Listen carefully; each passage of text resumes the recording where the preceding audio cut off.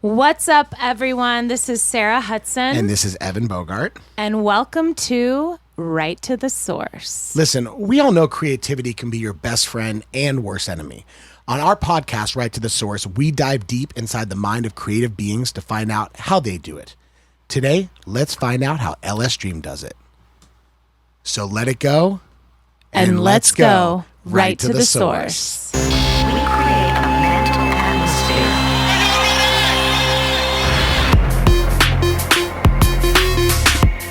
Right to the source. Right to the source. Yes. Hi, Evan. Hi. So this episode's guest, LSDREAM, is an unbelievable DJ, producer, visual artist, and light worker. He describes himself as a spiritual being having a human experience, which I love. LSDREAM, whose earthly name is Sammy, was also formerly known as the booty-bouncing, pussy-popping DJ producer Brills, who shook the trap scene's tits to the core. Sammy has toured the world multiple times, played major musical festivals, including Coachella, Lollapalooza, EDC, Tomorrow World, among countless others. LSDREAM, we're so excited to have you as our guest and hear all about you and your process. Hi. Hi. Hey guys, How's it going? it's going great. Did you like your intro? Yeah, first I want to say this because I know we've mentioned it, but LSDREAM did our intro. Yes, LSDREAM did our intro. Yeah, I was gonna say that intro sounds pretty dope. It's pretty Yeah, sick, it's man. pretty sick. Thank you so much. Thank you so much. We're so grateful. Yeah, that was fun. Should- That's actually my voice going right to the source. I know. Yes. I love that. Podcast superstar. Wait, so before we get started, should we call you LS, LSD, Sammy, Brills? Like, what do you go by? So many hats that you wear. You guys can just call me Sammy. Okay, Sammy's dope. Yeah, I like that. That's my earthly name. I love that. Did you like that earthly name? Yeah. I thought it was cool. Before we get started, we like to do a segment called Rose and a Thorn. Mm-hmm. Okay. Hit it, Sarah. Here we go. A rose and a thorn. A rose and a thorn. A rose and a thorn. Did you like that? I loved it. I loved it. Okay, so a rose is basically something you're incredibly grateful for right now. And a thorn is something that's literally a thorn in your side and you need to let go. So let's start with the rose because gratitude should always come first. And we'll end with the thorn so we can sage it away and let it go. So, Sammy, you go first. Tell us about a rose in your life right now.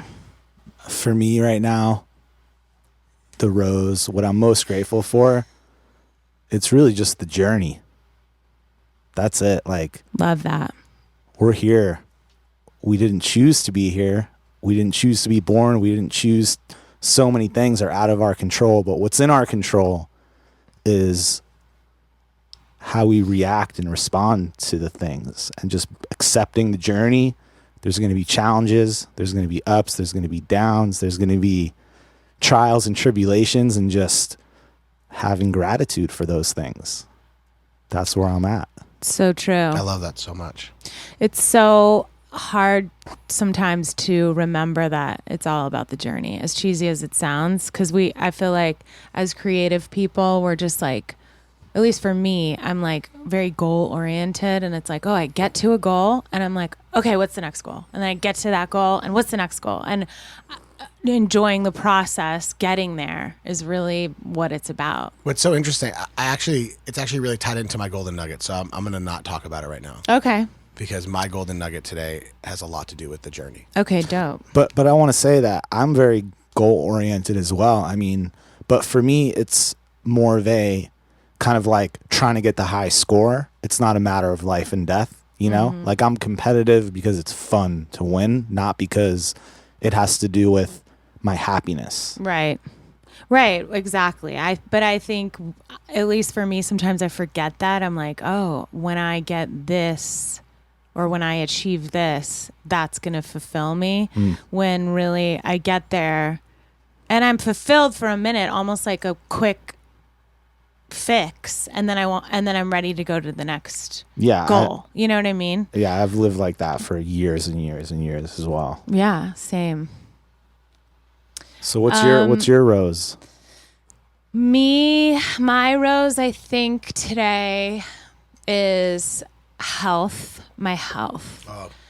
It's a good one. I've always had, anxiety and like health anxiety. And, I had like some traumas when I was younger. And I think health has always been something that I've like focused on and been anxious about and always think the worst. And obviously those issues go deeper. But last night I found this like bump on my eye.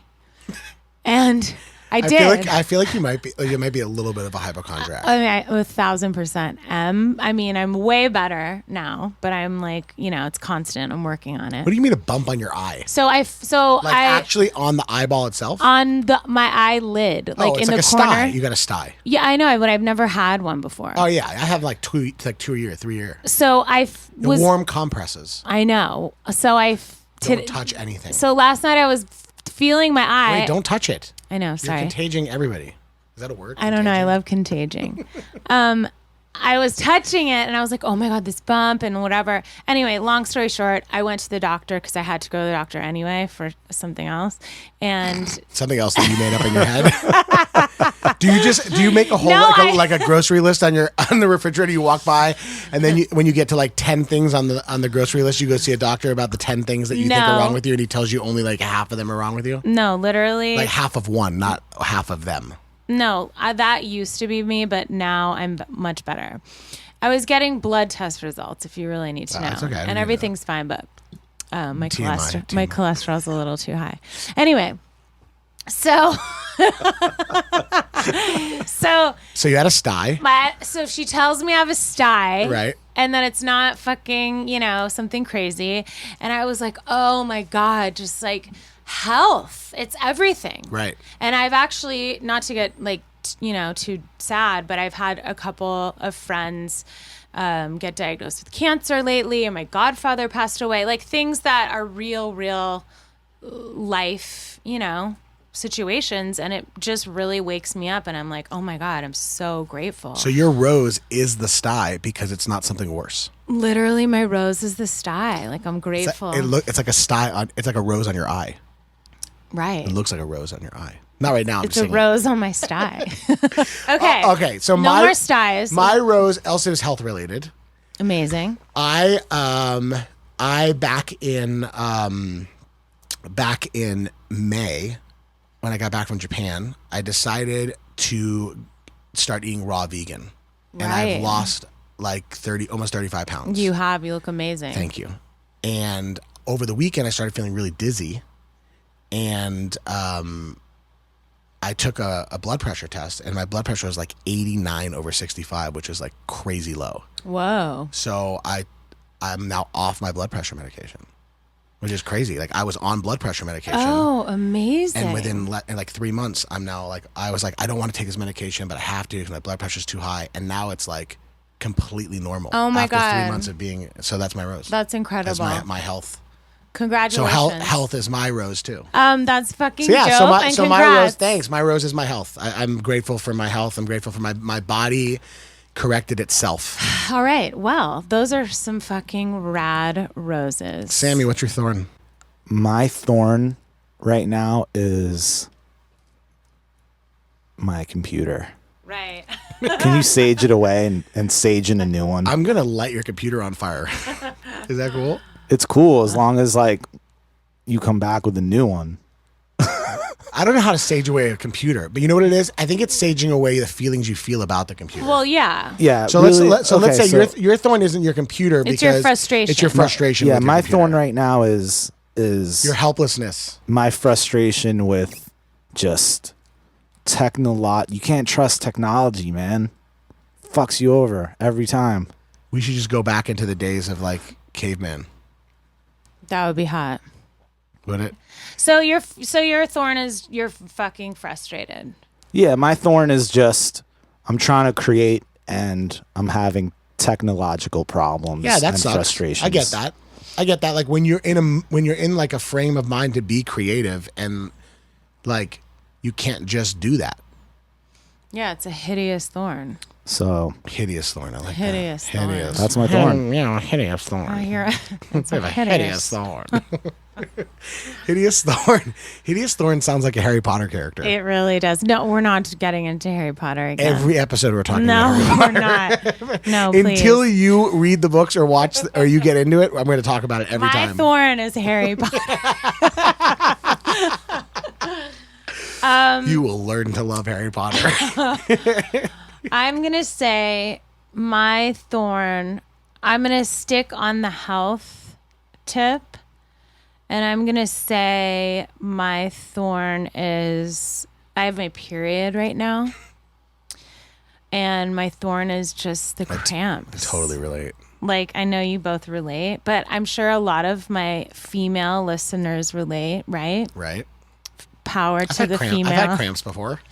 It's just hideous because, I mean, it's also a rose because it's like, I'm a woman and I can produce and like all of those things. And I have ovaries and like, that's beautiful. But like also, Health. yeah, it's healthy and it's wonderful. But it's so painful sometimes. And like, I can't even like think, So right now at this very moment, that's my thorn, are my cramps. And I'm going to sage them away. I like that. It works. I hear saging away cramps works better than Motrin. Yeah, I hope so. I'm trying to get off of the Motrin too. It's a quirky podcast. What's your thorn, Evan? My thorn today is resentments, coping resentments. I hate it. I know, it's a good one. I hate it. And no matter how much I try to let go of things, sometimes I think I have, and they just come back. Yep. And I work on it, but maybe not enough. Some wise sage suggested I write a letter. I'm going to try to do that. I think that's a good idea. I've done that, and I've written my resentments down and then literally burned the paper. I do. So I write down like a gratitude list every day, and then also my resentments. Right. But this is never on my resentments, because it's interesting because the resentments I'm feeling today come up so like periodically, and it's like never when I'm like writing my resentment list. It's just like, well, next time you do your list, you have to just make sure to add it. Remember? Right. Yeah, for sure. Well, let's fucking sage this shit away. Frustration about technology, resentments, and your period. Yes. Well, not my period. The cramps. The cramps. Yeah. Krampus. Krampus. Oh, I like that. Yeah, Krampus. So let's sage away these thorns and let them all go.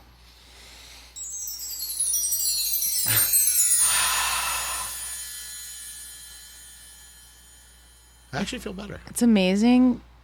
My cramps are just like gone. Are they really? Yeah. That's amazing. I really actually do feel better. Every time you play the chimes, I feel better. I know. The chimes, should we just sage it one more time? Yeah, sage it one more time. Okay. There we go. Here we go. Saging away. Again. I think I'm going to carry them around in like my pocket. Like, and every time I feel stressed during the day, I'm just going to play chimes. That would be cool if that was your like thing. I love it. All right. Okay. So Sammy, Yeah, how are you, man? I'm great. I'm really good. Other than obviously the computer thing, which the frustration's gone now because we've saged it away. Yeah. Yeah, I mean, it's not the worst thorn in the world. You know what I mean? It's just what I was. There's definitely worse thorns in the world. It was just what I was dealing with today. But I mean, that's really small, insignificant. That doesn't affect my state of being. What's something fun that you're working on right now? I'm working on another album. Oh. And it's going really well. I'm really stoked. I'm making some incredible music. It's the most productive that I've been in the least amount of time with the least amount of stress and just a lot of fun. That's amazing. Yeah, that's awesome. How was your week? Anything exciting this week? Did you do anything recently that was exciting? I just got back from playing Moonrise Festival, which is out in Baltimore. It was amazing. Yeah, like explain what is like Moonrise? What does that entail for you? It basically entails I fly in to a hotel in Baltimore. Then I drive out to the festival. You check in, you get like your artist credentials. They drive you in a golf cart to like the artist area. I love golf courts. Golf court? That's horde. I love a golf court. Okay, go It's ahead. an E40's golf cart. They drive golf you. court. Golf court. They drive you in a golf Yeah, cart. you go to the artists like areas, like drinks and snacks, like because there's a lot of artists there, a lot of industry people, so they have like a little artist area. Chill out. I usually get there a couple hours before my set. Then a little bit beforehand, you get in the court. They take you over to the stage. And then And like, how many people are you playing for in a situation like that? it really depends, like what stage you're on, what time of day it is. So when I was doing the Brills project, that was mostly headlining, billing, so I'd play at night, bigger stages, bigger crowds, 3 to 20,000 people. LSDREAM's the new project. Moonrise is the second festival that I've done with that project. So it was a daytime set, smaller stage, but there's probably, I would say, maybe 5,000 people there. It's amazing. How do you prepare yourself to perform like on a creative level? Like, do you have like a ritual that you do before you perform? Yes, I do. I have kind of like a prayer ritual, not like a religious kind of prayer, but I just say thank you that I have the opportunity to do what I love, to share my expression with people. And I just ask that the universe assist me in my mission, which is to just uplift people, share the light, share music, good vibes, good energy, and just a creative vision, just to enhance people's experience. I love that. That's my ritual. Is there something that you do differently, like when you're on the road, that you feel like that is specific to you being on the road? I mean, is that something that you do if you were playing at home, or meaning like, are there like things that you can or can't do because you're in another city like Baltimore as opposed to being like in Los Angeles? In terms of like rituals and stuff? Yeah, or before? just like, yeah, I mean, like, do you have like a different like morning ritual, or do you sleep differently? like I always wonder, because like, a lot of people who are creative they are touring people, or they travel for their creativity, or maybe they're artists and they have to go and do, art gallery, showings in different cities and stuff like that. And I just wonder like how people adapt. Because I know when I travel, like, I feel unbalanced sometimes. It like throws off my life. I'm like, oh, how do I adapt? How do I make London or Nashville or New York or something work for me like LA does? Because Right. I know what I need to do here to like get up for the big session or get up for the big meeting or something. Right. And I think it's just different when you're on the road, when you're a touring artist, or when your creativity brings you somewhere else. Yeah, it's true. I mean, the traveling side of it, that's not the glamorous part. That's the part that nobody really sees. And it does take a toll, especially, there's been a couple of years where I've played, 120, 130 shows a year. And when you think about a travel day, that's Right. pretty much 2/3 of the year, Right. moving around, going from city to city, doing things. And yeah, you just got to make sure that you sleep and you eat well.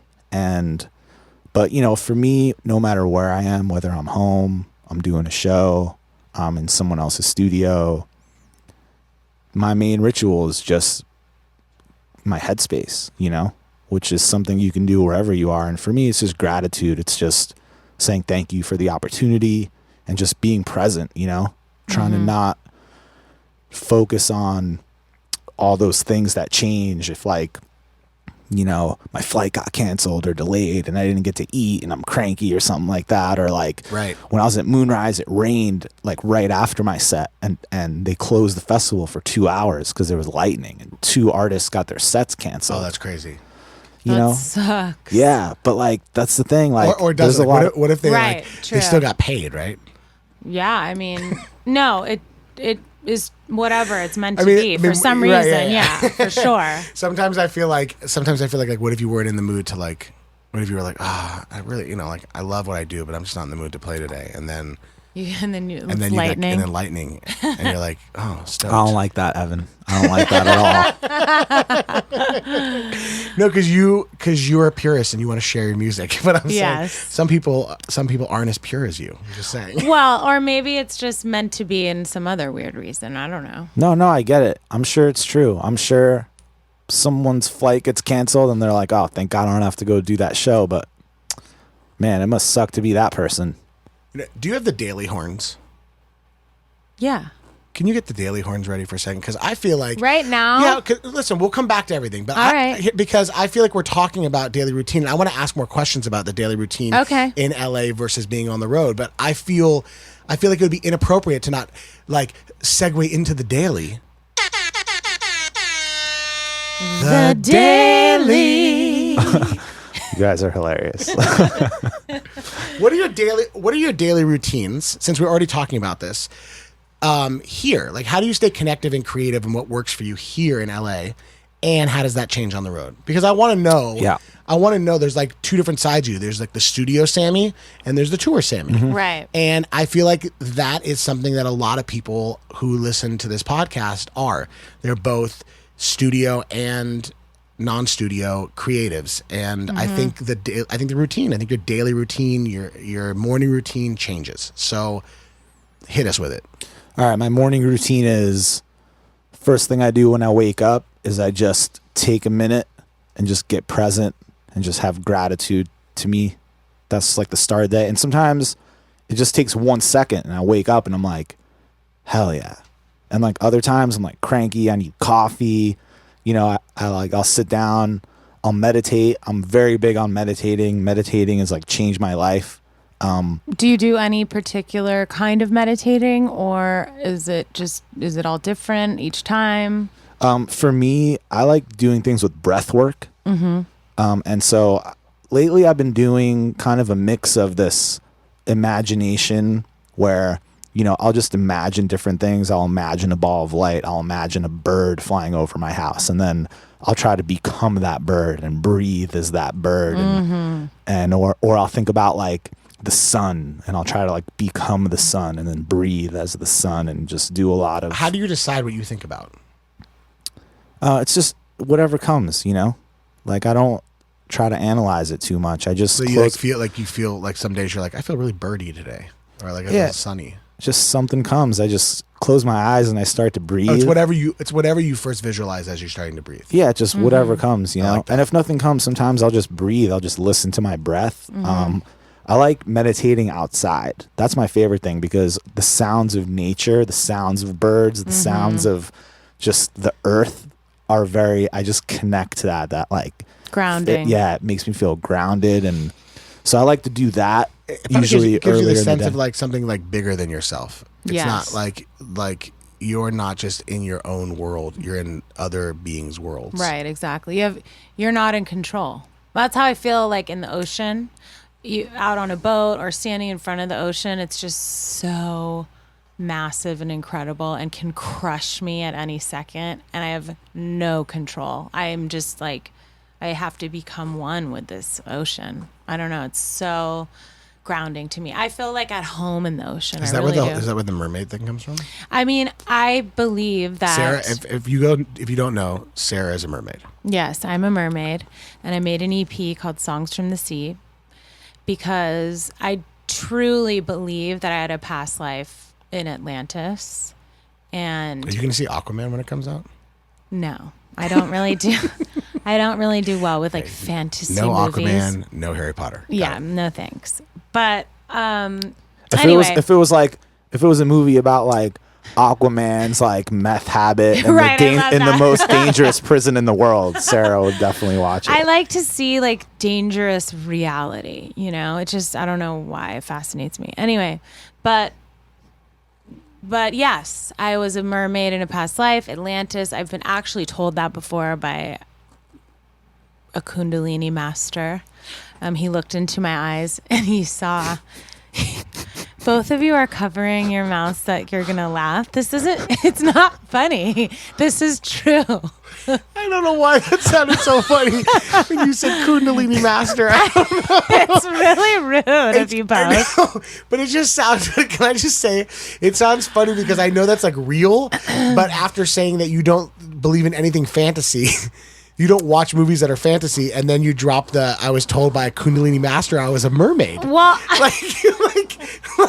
like that's like straight out of like a J.R. Tolkien novel or something. Is it though? I don't know why. How can you say that like Harry Potter's not real? Okay, here's the thing. I know this is a segue real quick. It's not that I don't think fantastical things are real. Like, are there witches flying in the sky? Is there a little boy with a wand making things, turn into fucking wizards and shit? Yeah. Like that's reality. But I would like to see a movie that's like a documentary about this boy that's waving his wand and flying through the Blair sky. Witch Project. You gotta go on YouTube and look at the psychic kids of China. This is like a real thing. I've actually Ooh, I heard love of that. that. Actually, it's crazy. That's what I'm talking about. Like bend the spoon, like Matrix style kind of thing. Like they could do all kinds of things, and there was like an actual real documentary on it. That's what I'm talking about. I want to see the reality of the fantasy. So you only care about Harry Potter if it's real. Yes. Guess what? It is. It's real. Okay. Anyway, moving on. I'm a mermaid. Go ahead. Back to your rituals. What was I saying? The Daily. Back to the daily. You were saying your meditation in the morning. Yeah, you were a bird. You were a sun. You were doing breath work. What kind of? Oh, you said what kind of meditation do I do? I like doing guided meditations too. Right. But I think there's something about engaging my own imagination and breathing and doing these combined things. Whenever I come out of those kind of meditations, I literally feel amazing. Right. And it's fun. It's creative. It's like a way to have a creative meditation. So I kind of like going on my own journey in that way. It's kind of like finding your own truth and finding your own way instead of having someone else kind of guide your way. What works for you? That's what you're saying. Yeah. And then so after you meditate, then what does it entail? Well, right now, because I'm working on the album, it's literally straight in the studio. Okay. And then you're there, most of the day? Do you take breaks? Do you light incense? Do you have any sort of ritual in the studio? Yeah. Well, my ritual before I do anything creative at all is just what's my headspace.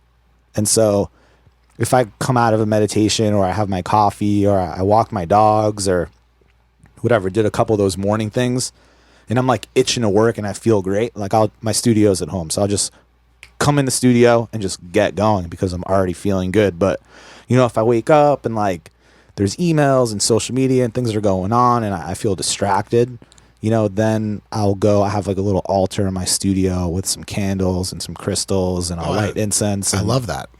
And I'll just like have a minute and just go like, okay, it's time to create. It's time to just put the world away right now. Mm-hmm. Put the drama away.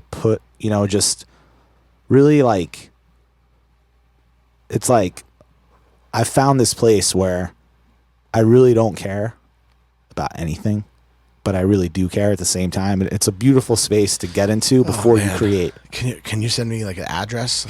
Drop a pin. It's just like, it was a long journey to get to that place because I'm someone that was at one point, very, very harsh and self-critical and very, like drill sergeant to myself, like very harsh, very like, I don't know, I just sucked all the fun out of my work, and I just learned like, just to not make it so precious and to just like. How did you learn that, do you think? Well, I think that a meditation practice kind of opened the door to be able to figure those things out because, we're just locked in our patterns and meditation's been scientifically proven to to soften the neural pathways and create new neural pathways so you can explore new ways of being. So that was like step one, is like just like giving my brain on a physical level. How did you discover that? Like, how did you get to that point? Like, did you try other things beforehand to try to get yourself into that space? Or was this kind of like someone grabbed you and was like, do this? Well, what happened was I reached a point of kind of a desperate, kind of like almost like a rock bottom, like an emotional one, where I was frustrated with everything. I was frustrated with my craft, my growth, frustrated with the stuff I was making, frustrated with the response it was getting, frustrated with my environment, all these things, man. And then I got really sick. I was like in bed for like 7 days. Like everything was just telling me like, you know, like my body was like crashing and I was just depressed. And I just decided like, okay, well, if I want to solve all these external things, I should probably start with the internal things and take care of myself. So really what it started with was a commitment to just practice self-care. Like, okay, I know I should meditate.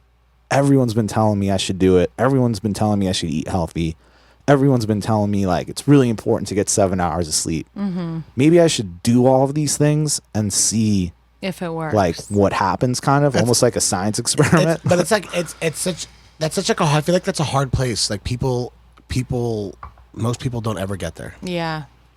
It's tough. Well, I mean, with one of them, let alone all of them. I think it's like you almost, at least for me, I feel like I operate sometimes in like extremes, or more so I used to. Like I feel like I have to get to an extreme place to know that I have to change. So it's like I think that's human nature. I'm a rock bottom person too. A rock bottom person. Yeah. Like you were saying, you hit a rock bottom, right? Yeah. So I feel like when we hit that place, like, okay, fuck, it's like dark right now. Like the only way that I can like see the light is I have to change some shit. Like it has to get really bad, I think. And that's, I always say like that's, creative people are such heightened, our sensitivity is like so heightened, and we're constantly trying to connect, you know, that it's like we feel things just so much more intensely. I feel. I know it's true. And just on a human level, like we're creatures of comfort. Like change is uncomfortable and we don't like being uncomfortable. So if you're coasting and things are okay, like most people, me included, like you'll just coast along and just go with the flow. But then, you know, if you really take a minute and realize like, you know what, I'm just not happy and I want to be happy. Like, what do I have to do? Like you have to do something. And so, I don't know, I guess that's kind of like where my shift started, was like, I felt like I had achieved so much and I had done so much, and like, where was all the happiness that it was supposed to bring? Right, you know? right. And I think that brings up for me, like we kind of touched on it earlier, defining, I feel like as creatives, we live our lives, our job is basically like our lives, right? Like we're living our job 24/7, or even, you know, as a songwriter, it's like every single thing is like emotional, or oh, this could be a song, or you know, you're in a therapy session basically before you write a song and you're like, ooh, that's a good title. Like everything is just your work, you know, whereas it's not a 9 to 5 type of situation. We like carry it with us. So fuck, I forgot my point. You should meditate on that. No, I remember it. My point was, I feel like I used to define my happiness by my work. And not by happiness. I think a lot of people do that. Yeah. And I think like once you learn, however you learn to be like for me, it was like, it was ruining my life, you know? And then I was like, okay, what, like my dogs make me happy. These little things, these are like the things that make me happy, you know, not if I get on this album or not, or if I'm writing this song or not, or, you know, it's like, I don't know, once you've really sort of tried to figure out that your work doesn't define your happiness, it sets you free. I think a lot of people are that's intertwined for them. Yeah. And I think that especially creatives. and like Sammy was saying, when things are going right and you're coasting, like that's like a cool place to be. Right. Because, and the minute you hit a wall and the minute things downturn and you've now tied your happiness into your success and you're like, as a creative, it's not there's an ebb and flow, to success to and not just like financial success, as like success as far as like achieving the best version of your creative self. And when you're not doing that, if you've tied your happiness to that, I mean, you could go to a dark place really quickly. I think having a daily routine that keeps you balanced, no matter whether you hit a wall or not, is what's so important. I mean, having a spiritual connection so that, good day, bad day, whatever, outside stuff, outside shit, yeah. it doesn't affect your inside shit. Exactly. Yeah. And like rewinding for a second, going back to what you said, like when I was talking about, where's your rewind sound that was effect? a rewind sound effect. That was good. I like that. It's good. What was I saying? Oh It's yeah, like rewinding. rewinding. Yeah. We were talking about daily routines, get in the studio, and I was saying like I focus on my headspace before I create, trying to get in this place where it's like, all right, I don't give a shit right now what happens, like I could care less about really anything, just trying to be present. But like I actually still really do care,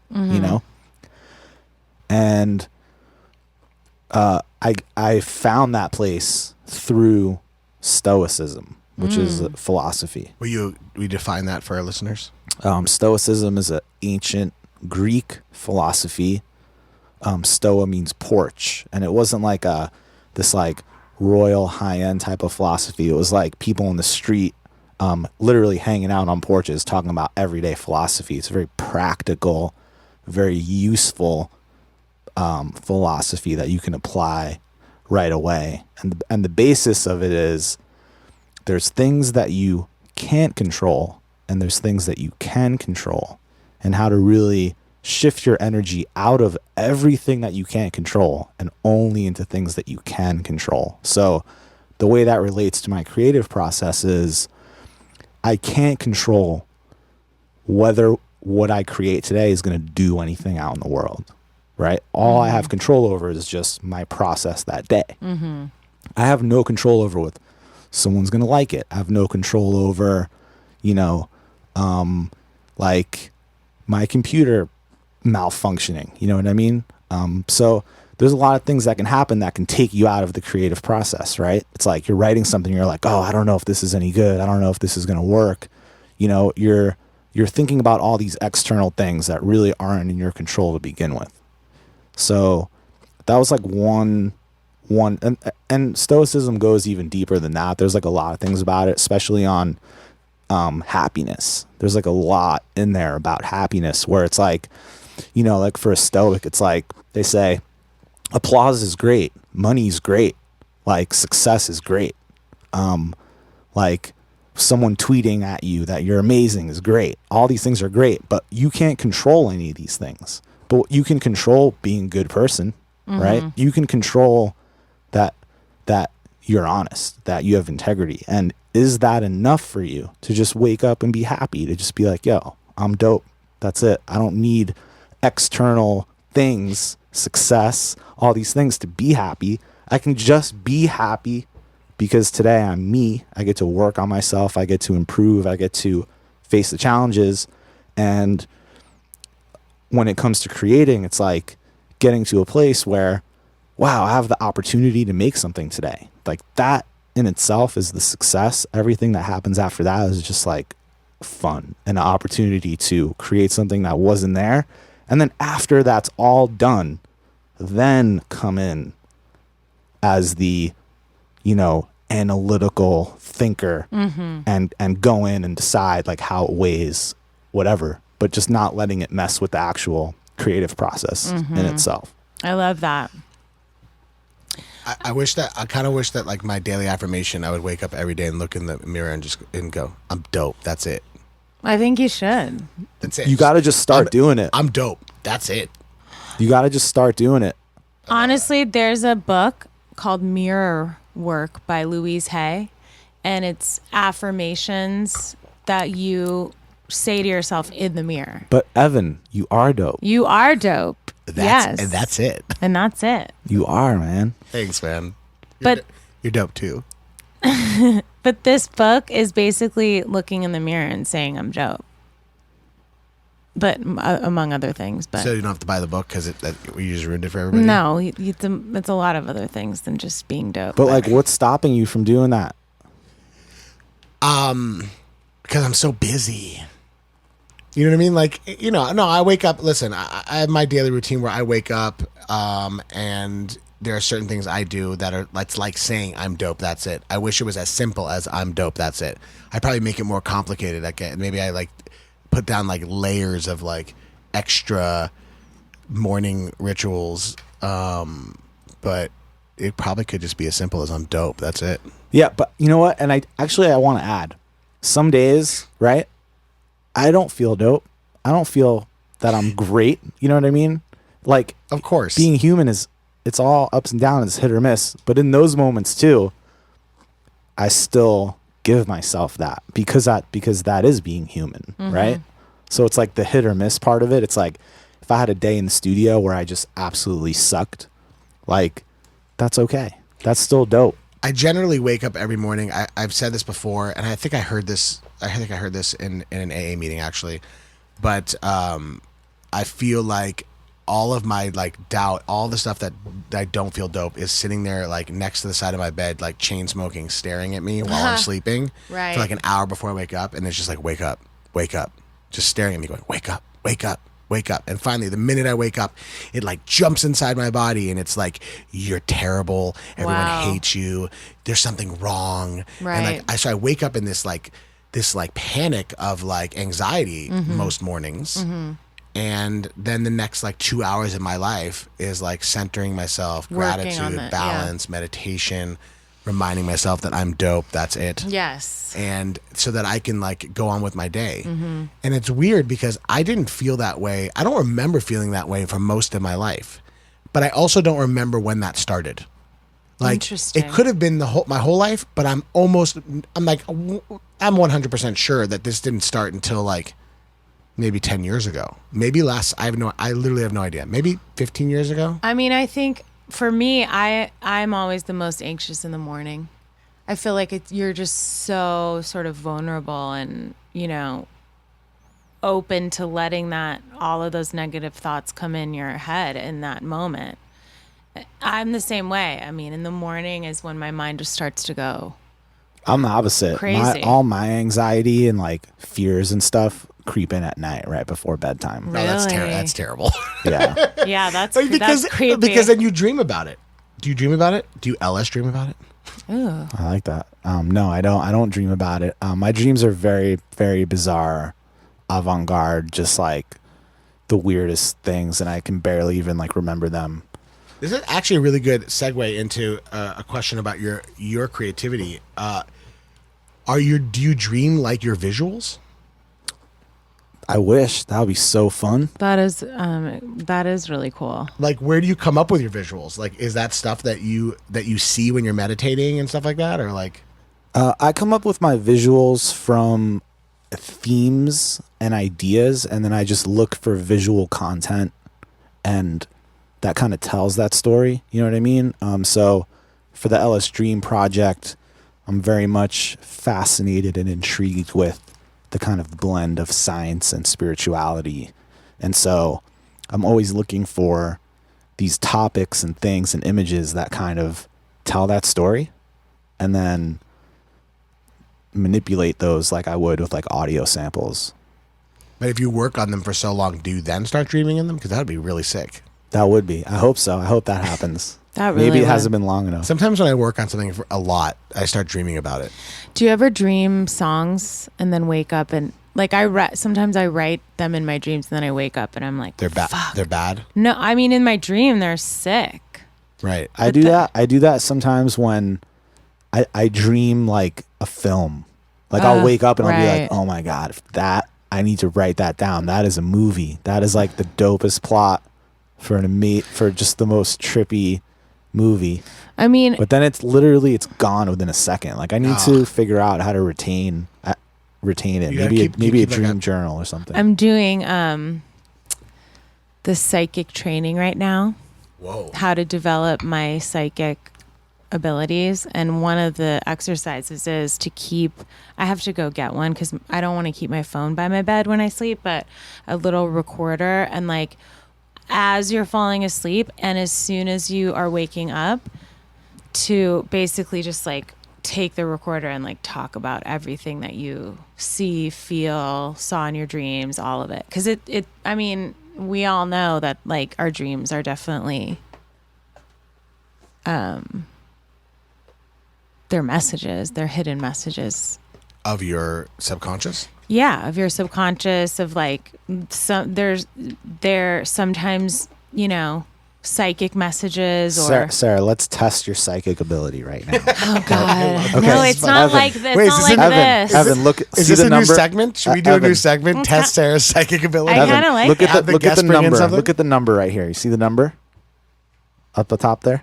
Okay, I have a card. I see the number. There's I a card confirm. and there's I can- a number. I Okay? confirm I see the number. Okay, so Sarah, in my hand, there's a card with a number on it between 50 and 80. Oh my god, this isn't the way You, it like, really works. And here, You I'm going to like- put the card face down. And You like really narrowed that. This makes me feel like the beginning of Ghostbusters. okay, let's see where you're at. Three squiggly lines. You know, This as your training improves, we can come back to this maybe like next year and see if you nail it. okay, give me a moment. Is Give it me a three- moment. Is it three squiggly lines? Dr. Venkman. 62. No, Oh, so close though. 64. No. Shit. it's not in the 60s. What's it close to? 58? No, now you're going the wrong way. Now you're just stabbing in the dark. All right, well, Damn, 71. I mean, it's pretty close. You're 7. You were like, what were you, like 9 off? just keep 7 off? practicing, keep the Yeah, training, I'll keep the keep training training. going. And But next it's- time you get closer. It's not really that kind of psychic. Like, guess what color I'm thinking. But, you know, anyway, What kind of psychic is it? We'll get there later. Okay. We'll get there later. Okay. While we're sort of on this subject, let's dive into the deep, good stuff. Like a question we ask all of our guests. When did you first remember being creative? Like your very first memory. When I was 6 years old, my parents got me the original Nintendo, Sick. and along with it, there love was a that. magazine called Nintendo Power. I remember that. Yeah, same. And I remember that I used to buy tracing paper and I used to trace the covers of Nintendo Power Ooh. Why? and then color them because I wanted to 'Cause you just wanted to do it. there's no Mario coloring book, so I would like trace Mario in the cover and then color the page in, you know, and I'd make art out of all the Nintendo Power covers That every is time there was a creative. new issue. I've never heard of that. That's Yeah, very creative. that's Wait, amazing. and you did that instead of playing the games. Oh no, I played the games too, but I mean playing video games back then. That's not really a memory of being creative. That's just like fun. Right. But I remember every time there was a new Nintendo Power, I would trace the cover and like hang it up on my wall. And so, okay, that was your first like creative moment. But when did music sort of start to creep in? Probably Did you come from a musical family? Was it in your family? Did you just pick up an instrument? Like, what was the first moment? well, the first moment music entered my life, two ways. The first way was actually the music from the video games because my parents didn't really listen to music. I just didn't grow up in a musical house. Like Where did you grow up, by the way? I was born in Israel. I Okay. lived there until I was 5 years old. Then my family moved to New Jersey, So Tel Aviv. Tel Aviv, and then moved from there to New Jersey, Monmouth County, when I was like 5.5. And I lived there until shortly after high school. Then I moved to New York, lived there for a couple of years, and then I moved out here to LA. Okay, cool. But- so you didn't come from musical. Yeah, I don't even remember there being a stereo in my house. Are your parents in Jersey? Yes. But you have family still in Tel Aviv? Yes. Do you ever go there? I have family all over Israel because my cousins, everyone like moved to different cities. I haven't been back in like 10 years, but I am really dying to go back there. I love it there. I've never been. I want to Oh, go. you have to go. I know. I want to go. Have you ever played there? Have you ever performed there? No, That- the whole like You have trap, to. the whole like trap scene, hip hop thing never really went off there. I think it's more. I think like trance and house was like the big thing there. Right. I bet you could do something though. Maybe with the LSDREAM project, I think eventually that would be really great. I went to a festival in Jerusalem at the Tower of David, and it Wow. was like a week-long festival that culminated in the last night. It was like 24 hours, the festival, and Whoa. and the last group went on as the sun rose in the morning inside the Tower of David. That's crazy. It was oh God, I wish I remember the name, but it was amazing. And they had all these gobos up on the tower, and like it was like insane. And every little room inside this like castle was like someone playing bongos, and like there was a DJ in one room, and then there was like a live band out in the courtyard, and there were like people serving like olives and like drinks and like Sick. you should do that. I'm gonna find out. that sounds fun. You should play that. That sounds fun. Yeah. Let's find out what it is and get LSDREAM booked. Yeah, we gotta get in his LSDREAM booked. hometown of Tel Aviv. So the first time you were creative musically was in New Jersey? Yeah. And tell us about it. How old were you? I was probably 8 years old. Was that? That's like third grade. And Yeah. what did it entail? So the kind of family activity on Sunday was going to garage sales. And the only thing I ever wanted at a garage sale was a musical instrument. But like the only kind of musical instrument you can get for like $2 is like a broken acoustic guitar with like one string, or like a broken Casio where like only the demo song works. Right. So I had one of those. I had a love a broken Casio demo Casio. I know, me too. I had this Casio. The only thing that worked on it was the demo song. And so I used to set it up on the kitchen table, and then I'd get like plates and like pots and stuff, and like take silverware, and I'd play the demo song, and I would just like bang along and like Sick. do the drums to it like every day. I don't know how my parents, God bless my parents for like letting all of that racket happen. And then, so when, You should bring out a Casio on stage now and do the demo song. That would be tight. how did you get sort of going into music as your career? Like, how did you decide this is it, nothing else? This is what I want to do. When I was like 21, 22, I had two main kind of passions, hobbies that I was pursuing.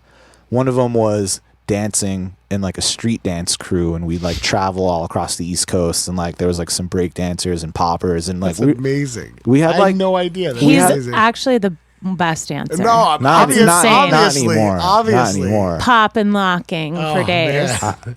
I was good back in the day, but so that was going on, and we had some success with that, and I was like, wow, this is like a real thing. I'm really dedicated to this. But I also had a studio in my basement at my parents' house. They let me turn the basement into a studio, and I would, do sessions there with my friends, and we'd record stuff, and we'd have bands, and like we would do all that stuff. And I was in a band at the time that was also kind of experiencing some success. And so at some point I realized like you got to play to your strengths. And I felt like music was more in my bones. It was just more like, okay, if I'm going to pick one, it's going to be music. So when I was like 22, 23, I just decided to go all in on music, nothing else. And like shortly after I ended up moving to LA, and then really going for it. So when you moved to LA, were you in bands? Were you DJing? Like, what was sort of how did you get into your first DJ project? Was Brills, correct? Right. So what got you into that world? Here's what happened. So at first I was trying to produce demos and trying to produce records, trying to work, getting hired by major labels to be like, producer guy. And so I was at Sony, and I was at a meeting with this A&R guy playing in my stuff. And just like a typical meeting that a lot of producers experience, makes you want to cringe, makes you feel like shit. And but I noticed though, I don't know what you mean. but I noticed though that there was a piece of paper on his desk, and it had all these names on it. And like next to each name was like 8K, 7K, 6K, 3K, 2K. And I was like, hey, and I recognized some of those names because like those are some other like more in the DJ world, right? Right. DJ producers. And I like, you know, I was into that music, obviously. So I recognized some of those names. And so I asked the dude, I was like, hey, what is that list right there? Like, what do those numbers mean? He was like, oh, that. He's like, those are their remix fees. And I was like, okay, I see how it goes here. I'm here. This guy's trying to get me to work for free on something that probably won't pan out because he just wants to use and abuse me. Right. And here are dudes that are getting paid $8,000 for one remix. Right. And like already felt like just intuitively, I was like, I could be at the top of that list. I'm doing the wrong thing. I need to switch gears. And like, that was a major moment where I was like, you know what? I need to create my own brand. I need to create my own artist project with my own point of view and do what I'm really good at anyway, which is just like making electronic music, you know? And so I just shut down everything else, started pursuing that. That was in 2010. It took me like, you know, I got Ableton, I got all these things, started doing like YouTube University, tutorials, all this stuff, taught myself sound design, taught myself all these things. And then, 2 years later, started making some records that like a lot of big DJs started playing. And this was as Brills. Yeah. Well, at first it was as nothing. I was just making stuff and then sending it to the people that I knew in LA that, you know, who, you know, just trying to get a feel for it. And then I heard that, you know, a couple of my records were going off and that I was like, oh shit, it's time to go. So, you know, like, you know, settled on what the name of the project would be, got the social media up and running. And then, like, it just like blew up that year. So before this project Brills blew up, didn't you go to Thailand? Yep. And was that was a very spiritual experience for you? Yeah, it's really interesting. What year was that? 2000. That was spring of 2012. Like right when I started Brills. I actually thought of the Brills logo when I was in Thailand. I already had the name, but I didn't know what the look was. Was it like it was like an Eat, Pray, Love thing? Yeah, well, like what happened in Thailand, basically, for you? That's an interesting question. Yeah. What happened in Thailand? Spiritually speaking. Yes. This is going to sound crazy because it's so simple, but I went for 10 days without my computer and without my phone. Amazing. And it was the longest that I had spent off the grid in like 5 years. And I think like that's all it took to really just connect with like just what I wanted to do. And just it opened this like, oh, like I went to this elephant sanctuary and like spent the day with like these elephants and like really just connected and no technology, no interruptions, no work. I was like such a workaholic at the time. Like every day was like this obsession with like, I wouldn't go out. Like like all my friends were like, we're worried about you. You need to come out. This is like unhealthy. Like no one sees you. You don't talk to anyone. And I was like, I was like, no, I don't felt sweat it. I'm going to Thailand. Well, I would feel guilty if I went out. I'd be like, I can't go out right now. I don't deserve to go out. I need to work. Like, I'm almost 30 years old. I've made nothing of myself. Like, I'll go out later. Like, I need to work right now. Oh, man, we've all been there. Yeah, we really have. But the Thailand trip, though, was really like a time to just like get away from all that. Yeah. And just like a little bit of that off the grid time. I'm jealous. I think about that. Going to the elephant sanctuary, too, was like the elephant reminded me that here was this creature that was so powerful, but had this like emotional, spiritual strength. And when I got back, I started kind of incorporating like, I don't know, a little bit more of a spiritual, like the first Brill song opens up with like this jungle like soundscape with this like orchestra, you know? And the Brills logo was an elephant, The Brills logo was an elephant. Yeah. Wait, so I have a couple questions about that. One, why did you choose Thailand? It was a family vacation and me and my sister, she lives in Australia. So we were like, okay, what's kind of by Australia and by California where we can go for 10 days and really just like have a spiritual experience and also go to the beach. So we settled on Thailand. And how did you find out about the elephant sanctuary? Like, why did you choose that? Because that obviously played such a huge part in the launching of Brills. Yeah.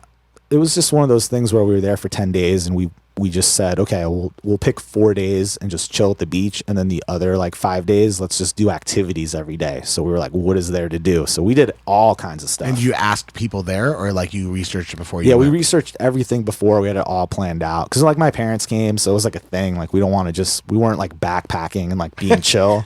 It was like they wanted it all Activities. structured, Yeah. which was great. Ended up being amazing. I'm like jealous of that. Sometimes I'm like, I just want to disappear for a week. Yeah, I mean, I think it's like vital to creativity. Even, Where would you go if you did that?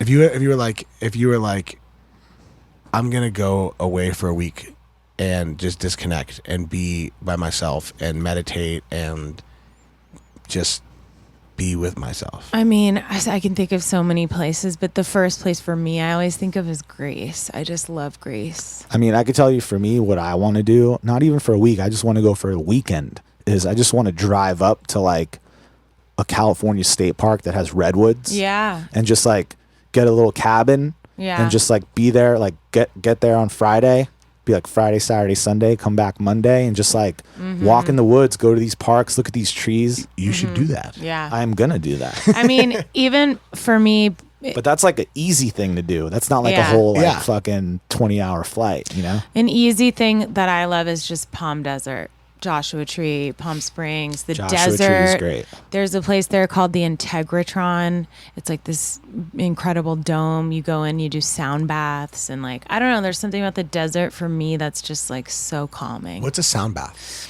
A sound bath is these singing bowls. They're basically these bowls that are made out of crystals.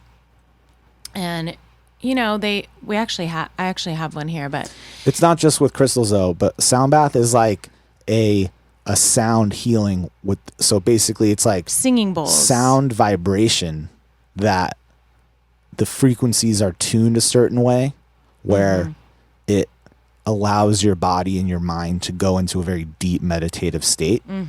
Because we're all made of frequency. Everything is frequency. And so certain bowls, like I've done a sound bath with a gong.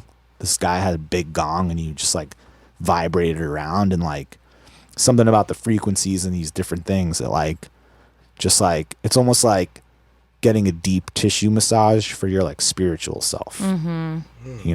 It's really great. If you haven't experienced it, you need to. Isn't Yeah. the thing where you put the thing, you go, ooh, Yeah, exactly. Yeah. There's around like a a bowl? stick and You're it like, goes "Do you like around my- that's my sound bath. Yeah, that's nice. And then there's another one and it'll be like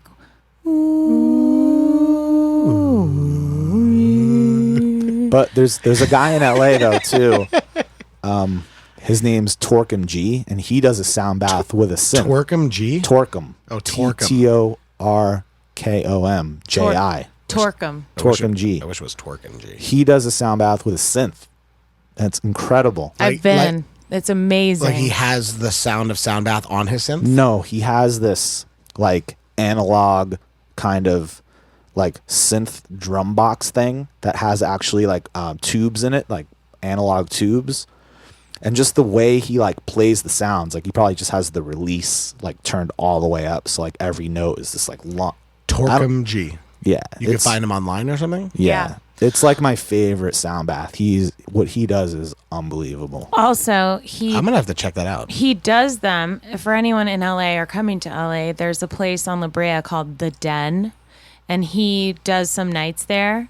There's there's a million different meditations that they do. It's an incredible place. So definitely check that out. He does a lot of events though, like other places too. But Yeah. I love the Den. Check him out, but also the Den. The Den is dope. Incredible. And I think there's one now in Is Studio the City. Den, like, that's what they do there? Yeah, it's all meditation, sound baths. They do sound baths on the weekends at night. During the week, it's Oh my God, all that must be amazing. meditation classes. It's amazing. A nighttime sound bath? I'm Yeah. going to fall asleep. Yeah, we it's should amazing. we should all go. Let's go I'm down. for sure. Yeah. Okay, let's get back into Brills is happening. And then when did LSDREAM come about? How did it come about? Why did you evolve from Brills? Tell us about getting into Tell us about your LSDREAM. transformation. Yes, your transformation. Well, really, the transformation started when I started having more of an internal spiritual shift. things were going really well. I mean, the Brills project was doing amazing things and it was very successful, but there was a part of the kind of internal artist within me that felt like there was this other truth that I wanted to express. There was this other music that I wanted to make. There was this other story that I wanted to tell, the story of my life now, which is really, like, I think you mentioned it earlier, just a spiritual being having a human experience, which I think that's what we're all doing here, you know? And spirituality became such a big part of my life. And the things that I read were just so inspiring, and there's so much just hidden knowledge and there's so much mystery, and I'm just fascinated by it. And I wanted to create music that really like came from that place. And the Brills platform just didn't really allow that. That's just not the project that I created with Brills. You know, Brills is a turn up, like, what did you call it? Don't even worry about what you called it earlier. I liked what I called it, actually. But, you know, Brills is like a turn up party type of project. And so, you know, I tested the waters a little bit by, booty bouncing, pussy popping. That's great. Good adjectives. Shaking. Shook good alliteration there, who my shook friend. who shook the trap scene's tits to the core. Tits to the core is dope. Tits to the core.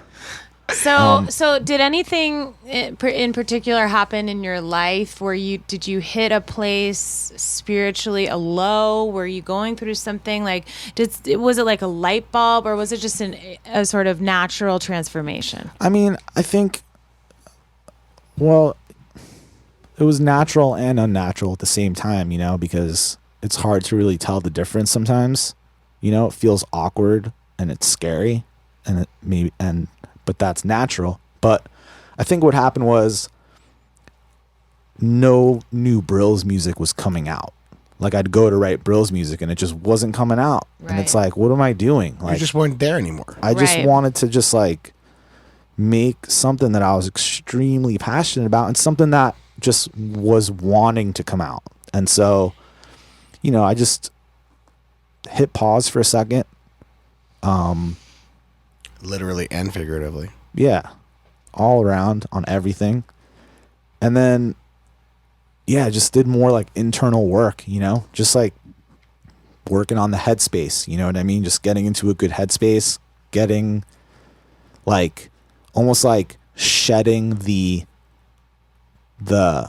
things that everyone said I should be doing and the things that I even told myself I should be doing. Like, sometimes you have to divorce yourself from the things that people want for you. Right. That's so true. That's an amazing advice. And, you know, did that, and then got in the studio and just started creating, like, with no agenda.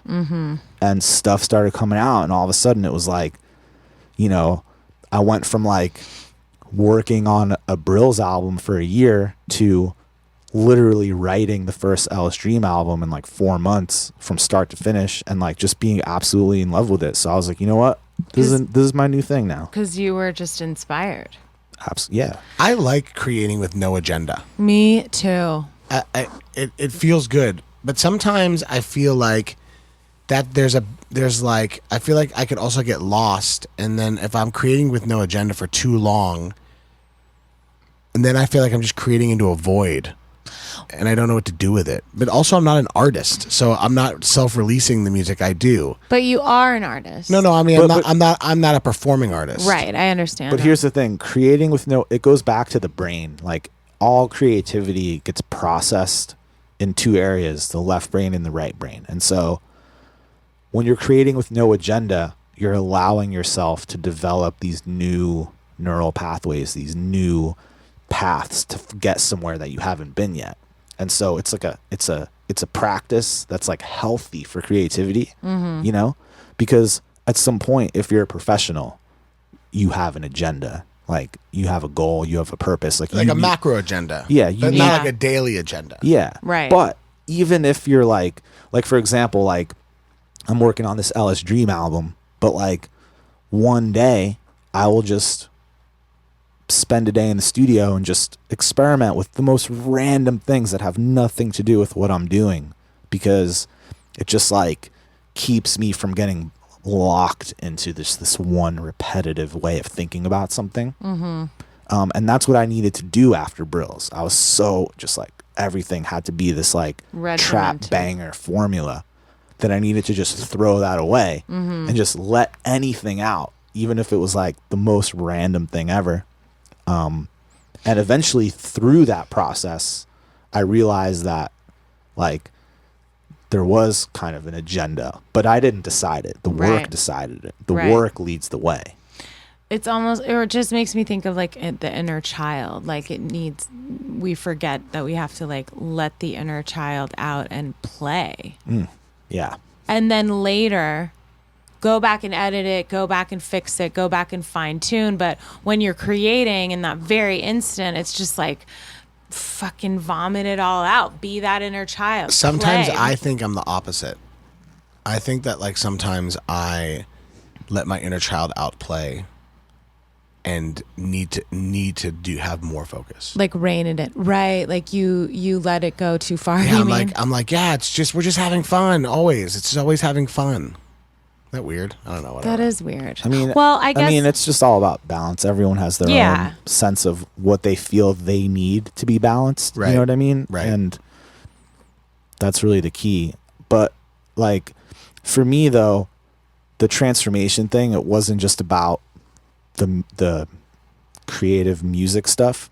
Is I decided that I needed another creative outlet. That part of the problem that got me so blocked is that I was just doing the same thing every day. Like I only had one medium. And so I started getting into visual art, video editing, and creating that kind of stuff. And that's what really just threw me into like a new dimension creatively. And since then, I really, really suggest and believe that every creative person should have at least two things that they do, even if one is not professionally. You know, if you make music for a living but you love to paint, like make sure that you're painting every now and then. If you love to write, if you love to do something, because it's just like they feed each other Another in a outlet. very You think it's like taking it's like taking an ear break almost. Like you're like go and focus your creativity somewhere here, like stimulates a different part of your creative brain so that when you go back to the other one, it's kind of fresh again. And exactly. then they just fold into each other. Yeah, it's like it's like if you're working out, you can't work out the same muscle every day. Like you got to let that muscle rest, work out another muscle kind of thing. That's a good go back and analogy. forth, but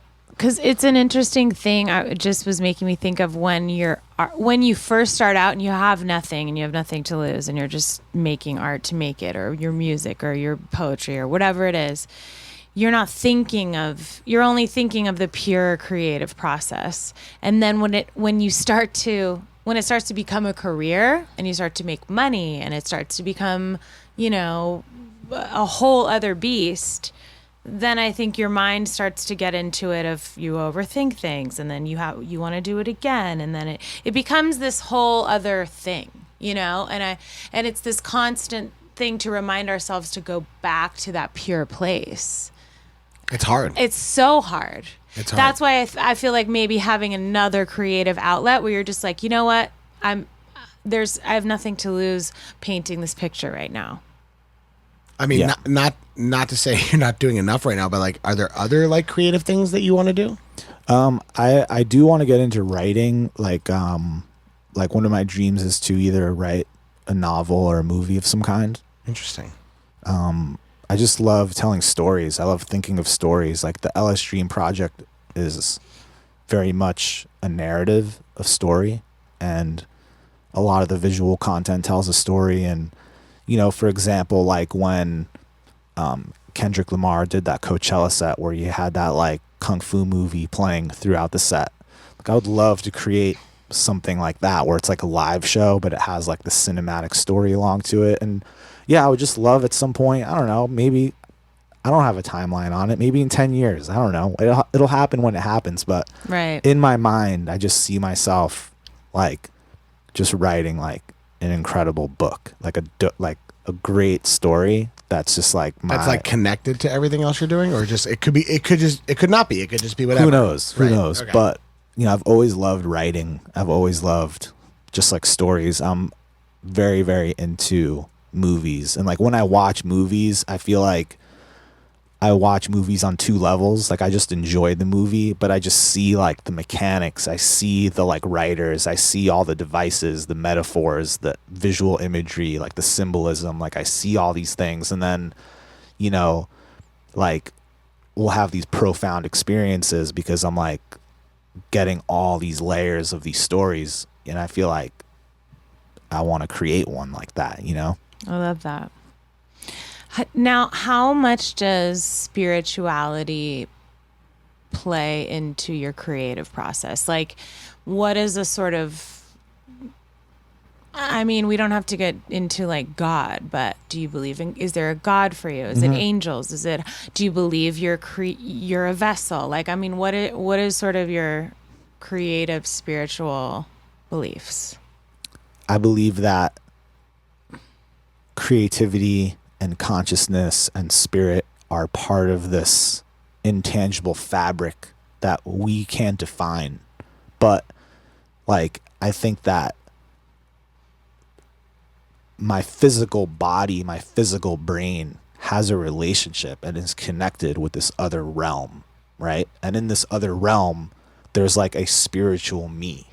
And that spiritual me can really create anything, you know? And so like I have like spirit guides, and I have this like universal connection to, you know, this higher power and this just like vastness of like infinite intelligence, and like and it's a relationship, you know what I mean? It's a relationship that I can't define in scientific terms, but when I create, it's like I open the channel to that realm to receive like truth, you know? And all the good things that happen to me, I know happen because of that relationship, you know? And spirituality and creativity, in some ways, creativity can just happen on its own, you know? Like the brain can just create. But I think that there's another level of creativity when like something really magical gets created. And I think that that does come from somewhere, you know, a spiritual place. Love that. I hope so. I really do. I think so. No, I think so too. But like, you know, sometimes I'm like, I just want to be a vessel for like something greater. I mean, I think that we are, but I wish I knew that we are. Maybe you do. Maybe I do know. Maybe I just know. Maybe the whole point is not to know. Right. It's like surrendering. I love that. I love that. It's like you got to just surrender and like, you know, like I'm not into religion at all, but the idea of faith is something that is a deeply spiritual thing that I resonate with, which is just like, it just has to do with like surrendering, you know? It's like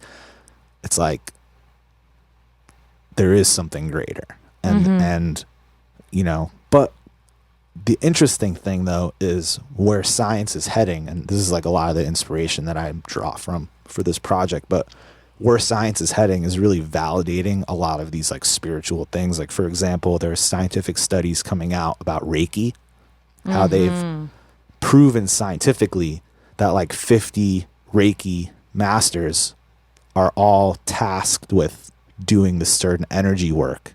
And those people are being studied by like scientific instruments, and they're all having the same results, which means that it's like provable in a laboratory. So energy is real. Energy work is real.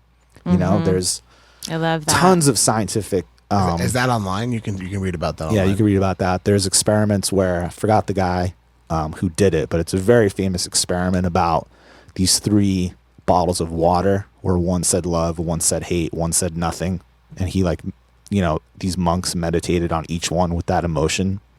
And then they looked at the water crystals in a microscope, and the geometric structure was different. The one that said love was like perfect symmetry, very like sacred, congruent, like a sacred geometry. The one that said hate was like completely chaotic. And so if you think we're all water, that's why self-love puts you in harmony You know, that's why it puts you in harmony with the universe, puts you in harmony with yourself, because there is something that our thoughts and our intentions It's just about it's like what you tell yourself, what you think, like the energy you bring yourself. Yeah. And how you love yourself. Intention, emotion, awareness, all that stuff creates energy, and that energy affects physical reality. So that stuff's really fascinating to me. Like another thing too is like reading about quantum entanglement. This is like the mind-blowing shit. Damn, here we go. Here we go. Because it's like, how is manifesting real? How can I think something and like create it in my life, like manifest it? Like I manifested this house, right? And there's like a ton of theories. The most basic theory is if I tell you, oh, think about a red car all day. When you go outside, you'll be like, oh my God, there's red cars everywhere. And like maybe those red cars were always there. Maybe they weren't, but your awareness is tuned in. That's like when someone says to me, like, have you heard this artist or whatever, or this music artist? And I'll be like, no, I've never heard of them before. And then like the next week I hear them like everywhere I go. Yeah, exactly. Because your awareness is put onto. So the basic idea of manifesting is, what if your awareness is put onto the things that you want to create? It's like, if you want to create success for yourself, and you're all of a sudden your awareness is put on these things, they're in your life more now, right? That's like one thing. But the quantum entanglement thing is like the real crazy shit, because basically what they've proven is that like you can have atoms that have rubbed each other and then have been separated, and whatever you do to one happens to the other one, and they're separate. Like a parallel universe type of You situation. got what I'm saying? You're saying because they've rubbed on each other. Yeah. Now once they've touched each other, now they're entangled. they're quantum entanglement. Whether they're entangled literally, now they've been separated. They're now entangled, like anyway. Right. So you've like metaphysically. Right. They go from physical entanglement to metaphysical entanglement. No, there's a bunch of atoms in the same place, and they all rubbed against each other. Then scientists took those and they split them and they put them in 100 miles apart. It sounds like a party I went to once. Right? And they did something to a bunch of them and noticed that the other ones did the same thing. So here's where this goes. The idea that all the atoms in the universe are connected. So if in my mind... Because they've all touched at some point. Yeah, everything's connected, right? Because we all come from the same place. Yeah, well, like empty space is an empty space. It's ether. Everything's like something, right? Right. So in my mind, if I've created this scenario, right, and I've in my body, in my brain, made this vision real, right, then if those atoms, right, if like thought, like Einstein said, a thought is a thing. It's not like imaginary thing. A thought is like a physical thing. You can Google Einstein's thing about that. So if a thought is a thing, right, and it affects like the quantum universe, that means that somewhere that's also being created because you created it. You know what I mean? So maybe that is how science can prove why manifesting is such like a phenomena. Because meaning there's a parallel you, are you saying? No, because when you create something in your mind, you're actually creating it in reality. Right. And so by the laws of quantum entanglement, there's atoms that need to obey that reality. Right. Because the That's created. atoms in your thought are quantumly entangled with atoms in the universe. Yes. And so your thought manifests into reality. Yes, that's tight. And like these are all like It's like cuckoo. they're like like lemming atoms. That's literally Like not cuckoo to me. Atoms follow. No. atoms. Those are all like cuckoo fringe science theories, but they're just exciting to think about. No, like, that is not- I am inspired by the idea that could actually be a provable science reality. That would be game changer, next level. But still, I strongly believe in manifesting. But And That's like The Secret. Is that what that like is? yeah, Yeah. This is the book, The Law of Secret. Attraction. well, The Secret was edited. It's an edited They version of didn't that. allow the whole secret to come out. They only allowed half of A the little bit of formula. The Secret. Half the formula. And the half of the formula, The Secret, is they only talk about your thoughts in The Secret. But the emotional part is the part that they left out. And I think that is maybe, if we want to like get into conspiracy theories, I think that's a little bit of a like Yeah, we do. controlling conspiracy theory, preventing the real shit from getting out there. Is that a different podcast? I don't know if that's the same podcast. I mean, Here's the thing. It's like, we could touch I upon think a that- conspiracy. Yeah. I think that Touch it like an atom. look, manifesting is done with your thoughts and your emotions. And The Secret only talks about the thoughts. Right. So, like, let's say we're using like a metaphor, like for example, let's say like a gun. So the thought is the scope, right? The thought manifest, like like when you want to manifest something, you think about it. That's like the scope, right? You're looking through the scope. Yeah. But the emotion of it Right. is like what pulls the trigger. So it's like basically, I'm big on vision boards. I know you are too. Mm-hmm. So it's basically you put a check on your vision board for, let's say, $1 million. So you think you're manifesting with the thought, I want $1 million. I have $1 million. You manifest it with your thinking, but really sitting there and feeling like you have $1 million in your bank account. That's what charges the beam for real. That is what charges the beam. And the hard thing though is why it's hard to just manifest $1 million is it's hard for that to feel real. We're too intellectual. It's hard to make that feel real. You know, it's not hard to sit there and be like, I already feel like it's real. Right. You know, that's why like for me, like my vision boards, like I just do 1 year vision boards. Like Yeah. what am I going to create this year? Let's talk about vision boards, because I think they're an incredible technique for manifesting anything that you want in your life. So what does a vision board look like for you? My vision board's separated into different categories. One is a career section with basically it's a tool, right? So for example, like if one of my goals is I want to manifest a sold out tour. So I will put pictures of a sold out tour and a little thing that says sold out, and I will use that visual aid to take me emotionally to the feeling of that it already happened. Mm-hmm. That's like the whole thing with like the whole quantum entanglement and creating thing is if you feel that it already happened. Right. Like You're not like, ooh, I want this one day. right, because here's the problem with saying I think that's interesting. I feel like a lot of people do that. I think so too. and I'll tell you what the problem is with that. Let's say someone's car drives by and you're like, oh, look at that car. I want that car. Even though your thought is I want that car, emotionally what you're vibrating is the lack of not having that car. Exactly. So they cancel each other out. Right. So when you see a car that you want and you look at it and you're like, in your mind, you're like, oh, I'm driving that car in a year.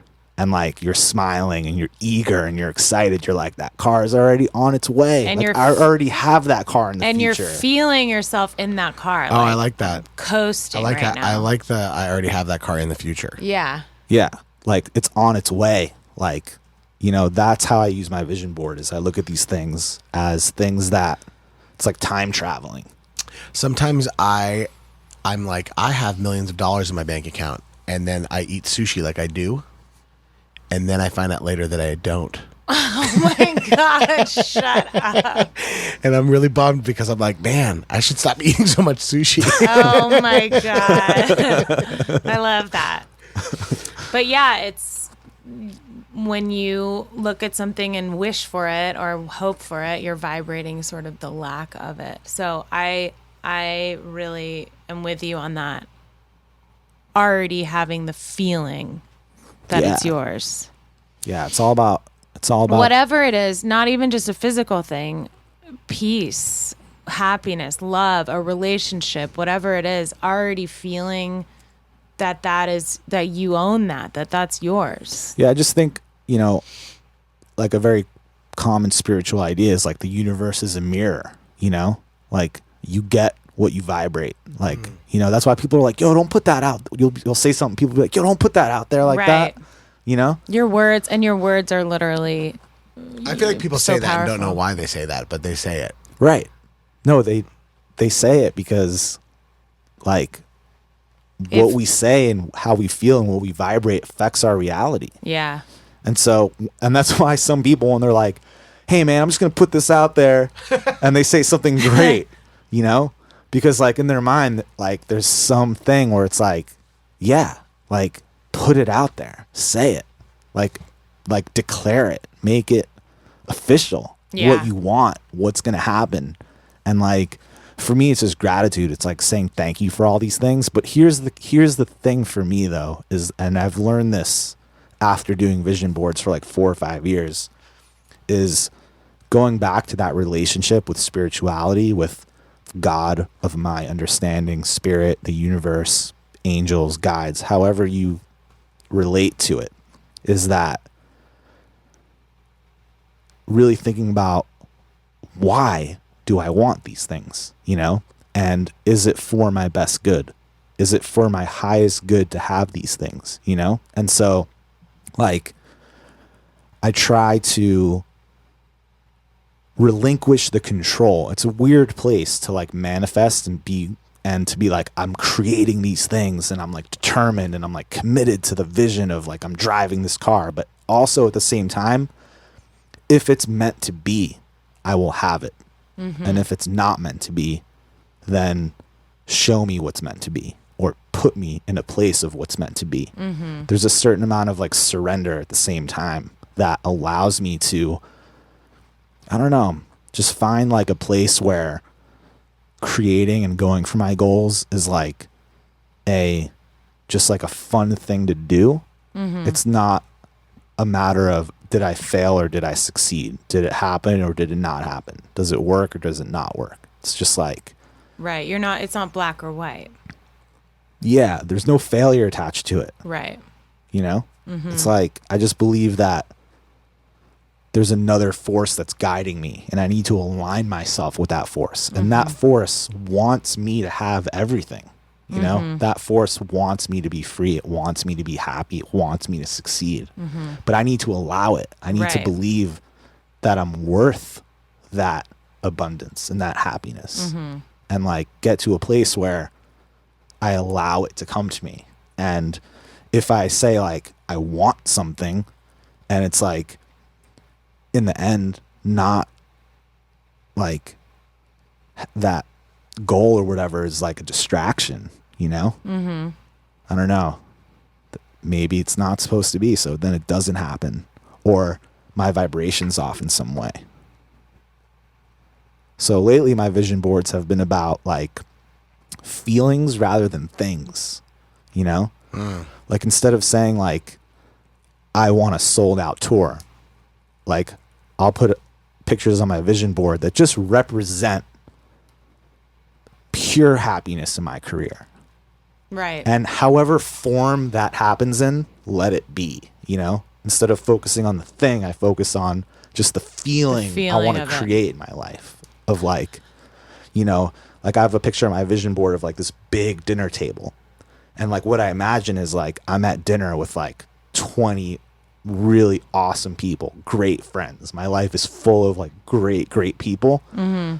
Whoever those people are or will be, you know, like When's that e-bike going out? I mean, shit, like still working on 18 more people besides you guys. I mean, I think that's why, to bring it back to right to the source, I feel like that's why let it go and let's go right to the source is so powerful to me, because it's like the source to me is God to me. It's the connection. It's the universe. It's that something bigger than me. And it's like, let it go of how am I going to get there? How am I going to do it? You know, all of the thoughts, the ego in my mind, and let's go to that connection, to that place of, you know, purity. I love it.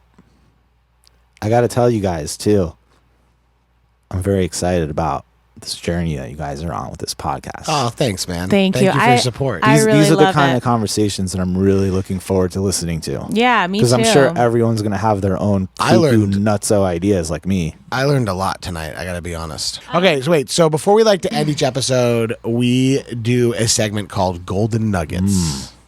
G-Nugs. Golden nuggets. I always feel like I'm in Vegas when you guys play are that. hilarious with these. Oh my God. I feel like I'm walking through Vegas, like a slot machine. I like it. Like, it's so weird, those Vegas, like walking through those casinos. Can you hit me with that one more time? Yeah, play it again. I wasn't G-Nugs. ready for that. Play but the I'm ready G-Nugs now. theme again. Okay, G-Nugs. G-Nugs, here we go. Golden nuggets. I love that sound at the end. You could be magical. You could be a slot machine operator, like voice operator. Oh my God, that was terrifying and exciting all I feel in like one. I feel like we've You're been like talking video for, poker. I feel like we've been talking for hours. How long have we been in here? Hours. There is no time or space on Right to the Source. Yeah, what are you talking about? So, Time Sammy, time is vertical. LSDREAM, Sammy.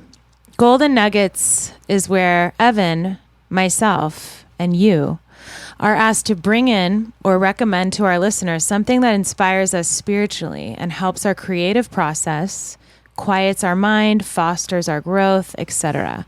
A tool that we love to utilize in connecting with our creative self. It can be a book, a meditation, a workout, a crystal, etc. So let's start with my golden nugget today. My golden nugget today, I always want it to be this crystal, but I'm actually You're changing your mind again? changing my mind again. This crystal will one day be my golden nugget, but it's not today. Okay. Today, my golden nugget is this incredible spray that is called Energetic Boundaries, and it's by this company called The Moon and the Spade. And the spray is empath protection. So basically, I use this spray before I get creative. I mean, I use it actually all day long because I just feel constantly bombarded with energies. So I need to clear my aura constantly. But I love it before I'm creative because to me, it just resets you in a way. I spray it. It's like sandalwood, patchouli. I think there's some crystals in here. There's no overusing it though. No, you can literally spray this for hours. Just Can you hit me nonstop with a little spraying bit? it. Can you hit me with that? Yeah, So- let's smell this. Let's give you all a I little. want to feel it. I like to do a breathe in. Breathe out, let it go. And then a little spray. And it just feels. Right on my face. It's lovely. It just feels. That's what she said. It missed it all over my face. Or he. Or he. We're gender fluid on this show. Yeah, we really are. So, anyway, this spray for me is an incredible tool in Golden Nugget because it literally sets the vibe, cleans your aura, Love it. connects you. I'm obsessed with it. The Moon and the Spade. They're a dope ass company. That's my Golden Nugget. And you order that online or you get that somewhere? Yeah, they have. You can check out their Instagram, The Moon and the Spade, and they have their site up there. But I love these kind of things like sprays, incense, sage, Palo Santo, all these things to sort of, it's rituals for me, connecting me. Nice. Should I go next or? Yeah, go for it. I think it's your turn, Evan, for your Golden Nugget. I think this plays a lot into what we've talked about today. For me, I try to stay balanced and I try to stay in the moment. And there's a poem that I heard part of in an AA meeting, and then I looked up online, and so I read it often when I feel like I'm lost in my own head. I love So that. I'm going to read this poem because it centers me. Amazing. I don't know who wrote it. And online, there's a lot of people who say they don't know who wrote it. But I'm going to read it anyway. You can just find it online. Cool. There are 2 days in every week about which we should not worry. 2 days which should be kept free from fear and apprehension. One of these days is yesterday, with all its mistakes and cares, its faults and blunders, its aches and pains. Yesterday has passed forever beyond our control. All the money in the world cannot bring back yesterday. We cannot undo a single act we performed. We cannot erase a single word we said. Yesterday is gone forever. The other day we should not worry about is tomorrow, with all its possibilities, adversities, its burdens, its large promise, and its poor performance. Tomorrow is also beyond our immediate control. Tomorrow's sun will rise, either with splendor or behind a mask of clouds, but it will rise nonetheless. Until it does, we have no stake in tomorrow, for it is yet to be born. This leaves only one day, today. Any person can fight the battle of just one day. It is when you and I add the burdens of those two awful eternities, yesterday and tomorrow, that we break down. It is not the experience of today that drives a person mad. It is the remorse of bitterness of something which happened yesterday and the dread of what tomorrow may bring. Let us therefore live but one day at a time. That was amazing. Evan, that I love is that. Stoicism. Oh, I love that. Like to look the at, T. See, look at me, like closing the circle. T. Because you Amazing. can't, because yesterday's out of your control and tomorrow's out of your control. Right. So it's saying like focus on what's in your control, focus on today. I try to bring myself back to that, especially when I want to be creative, because a lot of the things that derail my creativity is thinking about, oh my God, did I embarrass myself yesterday? Or like, what did I say this morning? Did I sound like an idiot? Or like, oh, I forgot to do that. Or like, oh my God, tomorrow, am I going to get this? Is this going to happen? Is this cut going to happen? Right. And all that stuff just gets in the way of me being in the present and in the moment and being available to receive this creative beam from wherever it comes from. Yeah. Because my mind is clouding it, you know, with the worries of yesterday and tomorrow. When they say if you're living in the past, it's depression, it's depressive thoughts. If you're living in the future, it's anxious thoughts, it's anxiety. So it's depression, anxiety. It's these dark places that they don't serve us in the present moment. I think that's like a really good, like, relatable way of saying that. Yeah. It's And like if you're worried about the past, it's depression. And if you're worried about the future, it's anxiety. Totally. And why do you want to feel that way? Yeah, exactly. I love that poem. That was great. So we don't know who wrote it, but it'll be up. Honestly, online it just keeps saying author unknown, and I've heard it said in AA meetings. I've heard other people mention it before, reference it, but like whoever did, shout out. You could just honestly just like Google like poem about yesterday, today, and tomorrow. Well, we'll put it up on our Instagram. We'll put it up online too.